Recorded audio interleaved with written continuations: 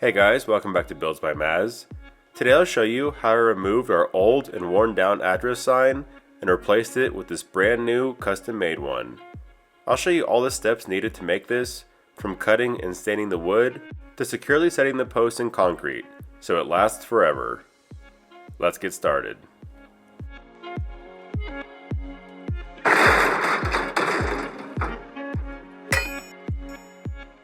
So I started by ordering this metal sign from Etsy, and sadly, the shop that made this doesn't exist anymore, but there are tons of other options and styles if you search on the Etsy website.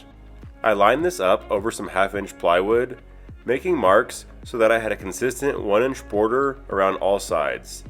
This is up to your own personal preference if you want a wider or smaller border. I then used my table saw to cut the plywood to the correct size. After a quick test fit to make sure everything lined up properly, I moved on to working on the post. I measured off 3 feet from the bottom of the plywood and made a mark on the post. I figured this would give me a good height for the address sign. I then measured off an additional 18 inches at the bottom to account for the amount that needs to go in the ground. This will give the whole sign really good stability. And note that this is pressure treated lumber. I then cut off the length of post that won't be needed and gave everything a light sanding. I didn't spend much time here, I just focused on getting down the really rough spots, and this will help the stain go on a little bit easier. I also made sure to sand away any of the stamps or markings on the wood. I started by applying some of this wood conditioner and let it soak into the wood. This will help the stain absorb more evenly and you'll get a consistent top coat. I used waterproofing stain and sealer to protect everything from the elements, and I used this bare stain in the color sable. This stuff is commonly used on fences and decks and is great for anything outdoors, so it's going to work perfect for my address sign. I applied a liberal coat to all sides and then wiped away any of the excess. This will make sure it dries evenly and you don't have any splotching. I left the very end unstained because it's going to go in the ground anyway. I also chose this semi-transparent stain so you can see a little bit of the wood grain, but you can also buy this in transparent or solid color. Once everything had a few hours to dry, I got the board lined up on the post and clamped it into place. I then got the sign positioned right in the center. My goal was to screw this to the post in places that would be covered up by the metal, so you won't be able to see the screw heads. So I measured out and took note of a couple spots, first at the bottom of the sign and then behind this deer. I then drilled pilot holes in those locations, 2 at the bottom and 2 up closer to the top. I followed those up with a countersink bit, which will allow the screw heads to sit flush against the wood. I then used some exterior deck screws to securely fasten this board to the post.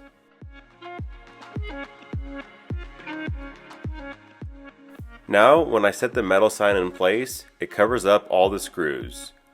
To actually mount the metal sign, there's a little hole on either corner. I drilled a pilot hole on either side and then used a small black screw to secure it. They blend in pretty well and it's hard to see the screw heads.